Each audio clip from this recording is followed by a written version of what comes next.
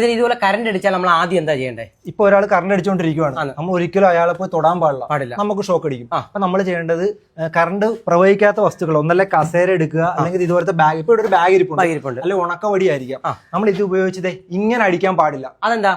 ഇങ്ങനെ അടിച്ചു കഴിഞ്ഞാൽ ഈ കൈ ചിലപ്പോൾ താഴത്തോട്ട് പോയിട്ട് ചിലപ്പോൾ വീണ്ടും ഇങ്ങോട്ട് വന്ന് വീഴാൻ സാധ്യതയുണ്ട്. അപ്പൊ നമ്മൾ എപ്പോഴും എന്ത് ചെയ്യുക, ഇങ്ങനെ അടിക്കുക. അപ്പൊ ഇങ്ങോട്ടങ്ങ് മാറിപ്പോ എന്ന് വെച്ചാൽ തെറിപ്പിക്കുക, അടിച്ച് തെറിപ്പിക്കുക. തെറിപ്പിച്ചതിന് ശേഷം അടുത്ത കാര്യമുണ്ട്.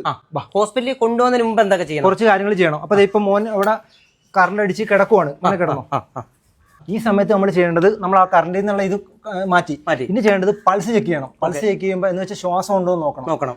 ഇപ്പൊ ശ്വാസം ഉണ്ടോ നോക്കാനായിട്ട് നമ്മൾ കൈയുടെ ഇവിടുത്തെ പൾസ് ഒന്നും എടുത്താൽ ചിലപ്പോൾ കിട്ടത്തില്ല, നമുക്ക് അത്ര അറിവ് കിട്ടത്തില്ല, അത്രയും ഇതില്ല. അപ്പൊ നമ്മൾ ചെയ്യേണ്ടത് ഇവിടുത്തെ പൾസ് നോക്കുക. അതെ, ഇവിടെ അവിടെ എന്ന് വെച്ചാൽ കരോട്ടിഡ് പൾസ്. എല്ലാവരും ഇവിടെ ടിക് ടിക് എന്ന് കാണിക്കും, കരോട്ടിഡ് പൾസ്. ഇത് നോക്കുക.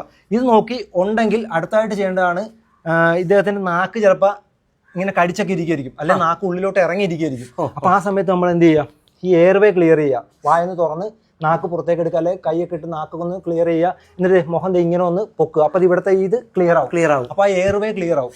ഇനി അടുത്ത ഇതാണ്, വണ്ടി വരാൻ സമയമുണ്ട്. നമ്മൾ ഏറ്റവും പെട്ടെന്ന് വണ്ടി ഹോസ്പിറ്റലിൽ കൊണ്ടുപോകാൻ മാർഗം സ്വീകരിക്കുക എന്നുള്ളതാണ് ആദ്യത്തെ ഇത്. മെയിൻ ആയിട്ട് ഒരു കാര്യമുണ്ട്. ഇപ്പൊ പ്രജിനിത് ചെയ്യുന്നത് എന്താണെന്ന് ചോദിച്ചാൽ 8 വർഷത്തെ എക്സ്പീരിയൻസ് ആണ് സർവീസിലുണ്ടായിരുന്നത് ഫയർഫോഴ്സിൽ. പല സ്ഥലങ്ങളിൽ പോയിട്ട് ഇതുപോലെ ആൾക്കാരെ രക്ഷപ്പെടുത്തിയിട്ടുള്ളത്. അപ്പൊ ഇല്ലേ, ഇപ്പൊ ഒരു വണ്ടി നമ്മൾ വിളിക്കാനുള്ള കാര്യമൊക്കെ ആദ്യം ചെയ്തു. ഇനി അടുത്തായിട്ട് ചെയ്യേണ്ടത് റിക്കവറി പൊസിഷൻ എന്ന് പറയും. അതെന്ന് വെച്ചാൽ കൈ ഇങ്ങോട്ട് വെച്ചു, ഇടത്തേക്ക് അങ്ങോട്ട് വെച്ചു, ഈ കൈ ഇങ്ങോട്ട് വെച്ചു, എന്നിട്ട് ഈ കാലെടുത്ത് ഇങ്ങനെ മടക്കി വെച്ചു, എന്നിട്ട് ഇങ്ങനെ ചരിച്ച് കിടക്കും. ശ്വാസം ഉണ്ട്, അപ്പൊ ശ്വസിക്കാൻ പറ്റും. ഇതാണ് റിക്കവറി പൊസിഷൻ. ഇങ്ങനെ കിടന്നു കഴിഞ്ഞാൽ നമുക്ക് ശ്വസിക്കാനൊക്കെ നല്ല സുഖമായിരിക്കും, ഒരു ആശ്വാസം കിട്ടും. ഇത് ട്രെയിനിങ്ങിലുള്ളതാണോ? കാൽ ഇങ്ങോട്ട് തന്നെ വെച്ചേക്കണം. ഇത് ട്രെയിനിങ്ങിലുള്ളതാണോ? ട്രെയിനിങ്ങിലുള്ളതാണ്. ഇതിപ്പോ നിങ്ങൾ യൂട്യൂബൊക്കെ അടിച്ചു നോക്കാൻ കാണാം, റിക്കവറി പൊസിഷൻ എന്ന് അടിച്ചു നോക്കിയാൽ വിദേശികളൊക്കെ ചെയ്യുന്ന ഒരുപാട് വീഡിയോസ് ഒക്കെ ഉണ്ട്. അപ്പൊ ഈ ഒരു കേസിനെല്ലാം വെള്ളത്തിൽ മുങ്ങിയാലും കിടന്നാലും എങ്ങനെ വന്നാലും ശ്വാസം ഉണ്ടെങ്കിൽ നമുക്ക് ഇതുപോലത്തെ ഒരു പൊസിഷനിൽ വെക്കാം. ഇനിയിപ്പോ വേറെ കുഴപ്പങ്ങളൊന്നുമില്ല, ഈ മോൻ പറയുവാണ് എനിക്ക് കുഴപ്പമൊന്നുമില്ലെന്ന് പറഞ്ഞാലും നമ്മൾ എന്ത് ചെയ്യണം, ഹോസ്പിറ്റലിൽ കൊണ്ടുപോയിരിക്കണം.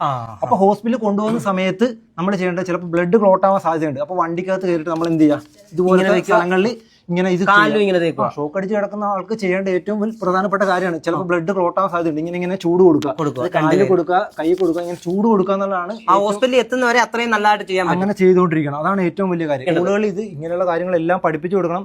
നമ്മൾ കിടക്കുന്ന സമയത്ത് ഈ പൾസ് ഒന്നും ഇല്ല, ശ്വസിക്കാൻ പറ്റുന്നില്ല. ആ സമയത്താണെങ്കിൽ നമ്മൾ ചെയ്യേണ്ടതാണ് CPR എന്ന് പറഞ്ഞാൽ, അത് നമുക്ക് വേറെ വീഡിയോ ആയിട്ട് ചെയ്യാം, നേരത്തെ ചെയ്തിട്ടുണ്ട്. മറ്റേ പ്രസ് ചെയ്ത് കൊടുക്കുക, പിന്നെ ശ്വാസം കൊടുക്കുക, അങ്ങനെയുള്ള കാര്യങ്ങളാണ് ചെയ്യേണ്ടത്. നമ്മൾ ഈ സംഭവം എന്ന് പറഞ്ഞാൽ ഒരുപാട് കേസുകൾ അറ്റൻഡ് ചെയ്തിട്ടുള്ളത് ഫയർഫോഴ്സിൽ നടന്നപ്പോൾ ഈ KCB പ്രവർത്തകരൊക്കെ ഇല്ലേ, ജോലിക്കാർ, അവരൊക്കെ ഒരുപാട് പേര് ഈ ഷോക്കൊക്കെ അടിച്ച് മറ്റേ ഇതിന്റെ മേളിലൊക്കെ ഇരുന്നിട്ടുണ്ട്. ഇലക്ട്രിക് പോസ്റ്റിന്റെ ഒക്കെ ഇവിടെ ഇങ്ങനെ ഷോക്ക് അടിച്ചിട്ട് അങ്ങനെയൊക്കെ ഒരുപാട് കേസുകൾ നമ്മൾ അറ്റൻഡ് ചെയ്തിട്ടുണ്ട്.